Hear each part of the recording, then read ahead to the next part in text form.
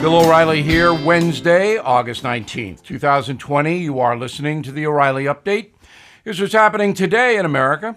Stocks recover all losses caused by the contagion. The COVID shutdown now impacting our health in many ways. Drug users in Colorado have a new way to purchase pot. Studies show a quick walk can add years to your life. Far-left loons attack Susan B. Anthony, the feminine icon. Also ahead, we will name the nation's worst governors. But first, the stock market rebounding this week, recovering nearly all losses incurred during the national shutdown. President Trump using the strong numbers to attack Joe Biden, claiming a Democrat in the White House would be a disaster for America's economic recovery.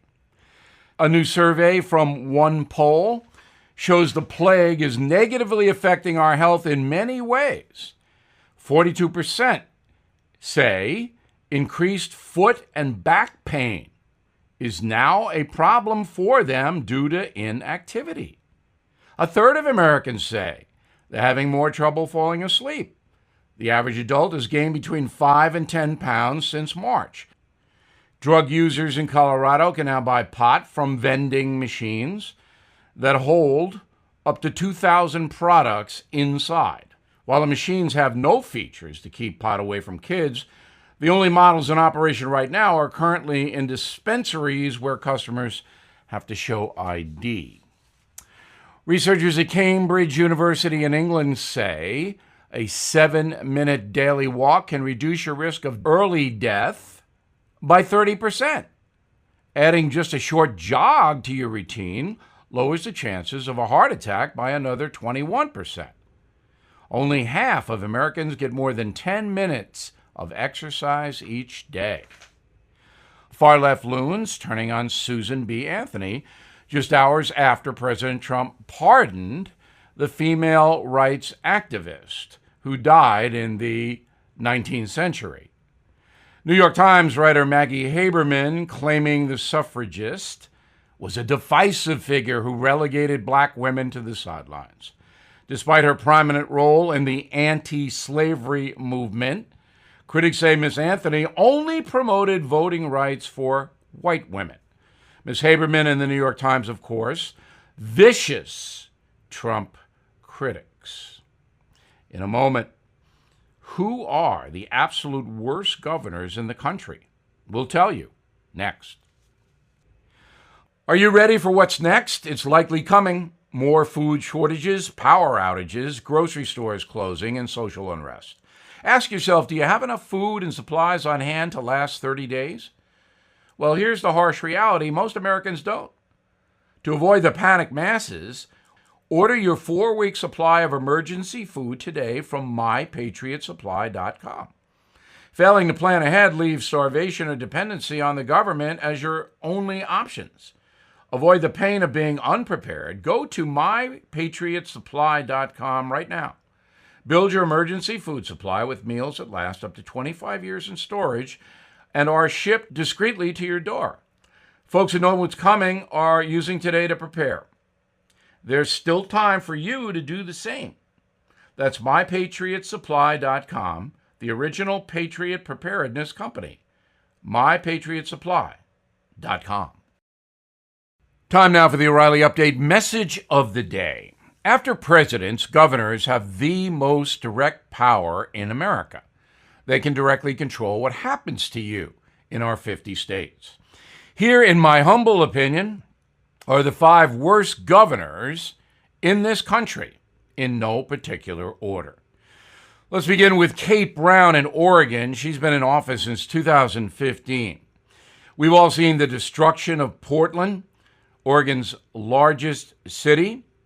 Ms. Brown has refused to call in the National Guard, has been soft on Antifa and Black Lives Matter violent protesters. She has totally botched the entire situation. In addition, Kate Brown proposes raising taxes on Oregon business by $3 billion. Portland is a destroyed situation. Businesses will flee that town, and now the governor wants to raise taxes on all business in all parts of Oregon. In Nevada, Governor Sisolak has been in office only 1 year, but a few days ago, he and the state legislature, all Democrats, passed a secret overnight bill that would mandate mail-in ballots be sent to all citizens of Nevada without any infrastructure to control possible fraud. So we all know how that's going to work out. Governor Sisolak has had a terrible response to COVID, especially in Las Vegas, which is the driver of the Nevada economy, which is devastated, by the way, the entire economy of Nevada. Many people cannot pay their bills. So what is the governor doing? I don't know. In Washington State, former presidential candidate Jay Inslee has been governor since 2013. Governor Inslee has stood by in Olympia, the capital of Washington, and watched across the Puget Sound the city of Seattle dissolve before his eyes. And what has Governor Inslee done? Did not call in the National Guard, did not ask for federal assistance. The police chief of Seattle quit, and Inslee did nothing. Washington State also faces a $9 billion budget deficit. In New York, Governor Andrew Cuomo is a very smart man, yet he ordered COVID patients to be put back into nursing homes, resulting in more than 6,000 deaths. And Cuomo won't admit what he did. He signed a no-bail law that has driven violent crime up in New York City dramatically. New York is the highest tax state in the union. More than 500,000 residents have fled New York City since April. Cuomo's a disaster. Finally, the worst governor in the country is J.B. Pritzker. Illinois, in office for a year, most pro-abortion governor in the country, wants to raise taxes by $9 billion in a bankrupt state, and has watched Chicago absolutely disintegrate into violent crime. I'm Bill O'Reilly, and I approve that message by actually writing it.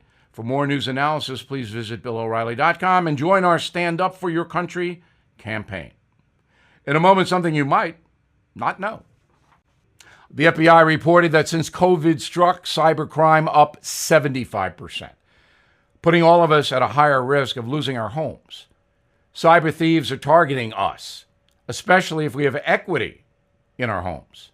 Home title theft is when cyber thieves secure your home's online title and forge your name, making it look like you sold your home.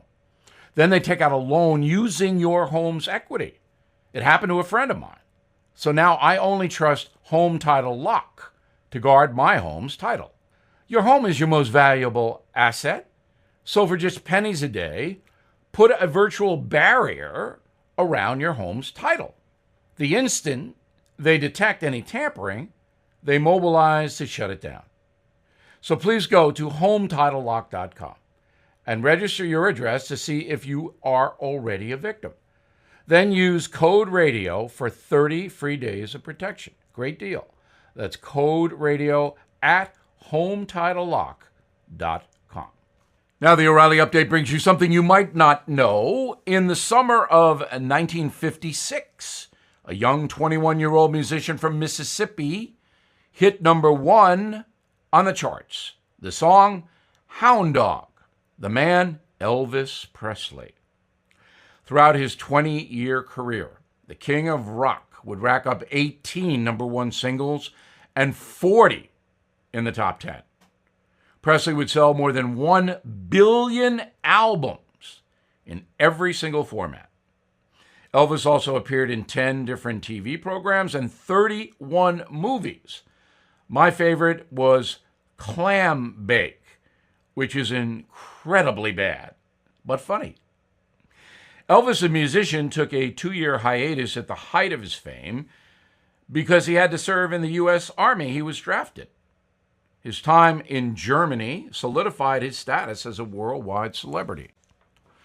Sadly, fame destroyed Presley, and it started in the 1970s. Elvis overdosed on drugs twice in 1973.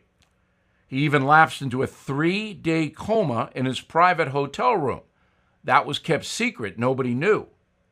The only person to treat Elvis was his personal doctor, who was prescribing him 30 different medications at one time.